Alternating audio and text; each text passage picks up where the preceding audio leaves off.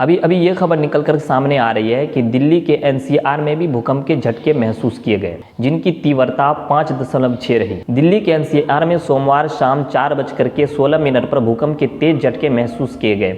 इनका केंद्र नेपाल को बताया गया।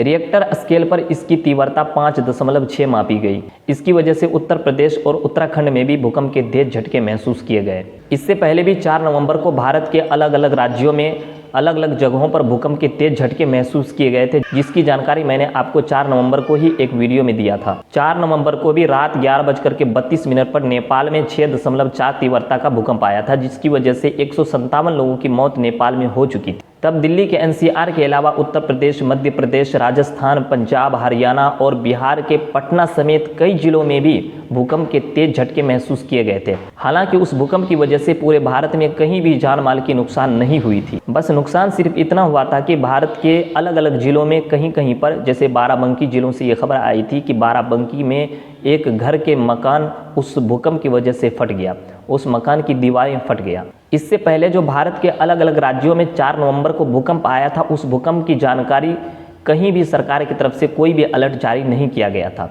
लेकिन ये जो 6 नवंबर को भूकंप आया है भारत के अंदर, इस भूकंप की जानकारी नेशनल सेंटर फॉर सिस्मोलॉजी ने खुद सोशल मीडिया पर दिया था। 4 नवंबर को जो नेपाल में भूकंप आया था, जिसकी तीव्रता 6.4 रही थी, उसकी वजह से नेपाल में 157 लोगों की मौत भी हो गई थी और कई सारे मकान भी गिर गए थे, कई सारे लोग जख्मी और घायल भी हो गए थे। जिसके बाद 5 नवंबर को भारत की तरफ से ऐसे लोग जो उस भूकंप से प्रभावित हुए थे नेपाल के अंदर, ऐसे लोगों के लिए भारत की तरफ से 5 नवंबर को कुछ सामग्री सामान, कुछ ज़रूरत की सामान भी भेज दी गई थी।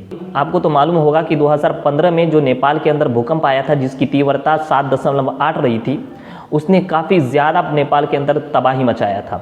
उस भूकंप में पूरे नेपाल में 9000 लोगों की मौत हो गई थी और काफ़ी ज़्यादा लोग घायल भी हो गए थे। 2015 में जो नेपाल के अंदर भूकंप आया था, वो भूकंप इतना खतरनाक था कि उस भूकंप ने देश के भूगोल को ही बिगाड़ दिया था। यूनिवर्सिटी ऑफ कैम्ब्रिज के टेक्टोनिक एक्सपर्ट्स जेम्स जैक्सन ने बताया कि 2015 में आए भूकंप के बाद काठमांडू के नीचे की ज़मीन 3 मीटर यानी कि 10 फीट दक्षिण की ओर खिसक गई। हालांकि मीडिया रिपोर्ट के मुताबिक दुनिया के सबसे ऊंची पर्वत माउंट एवरेस्ट के भूगोल में किसी भी प्रकार के बदलाव नहीं पाया गया। 2015 में जो नेपाल के अंदर भूकंप आया, वो भूकंप मीडिया रिपोर्ट के मुताबिक 20 परमाणु बम जितना शक्तिशाली था।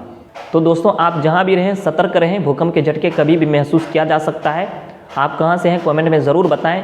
तो इसी तरह की खबर पाने के लिए हमारे चैनल को सब्सक्राइब कर लिए। आज की खबर में इतना ही, मिलते हैं एक और नई वीडियो के साथ, तब तक के लिए अपना ख्याल रखें।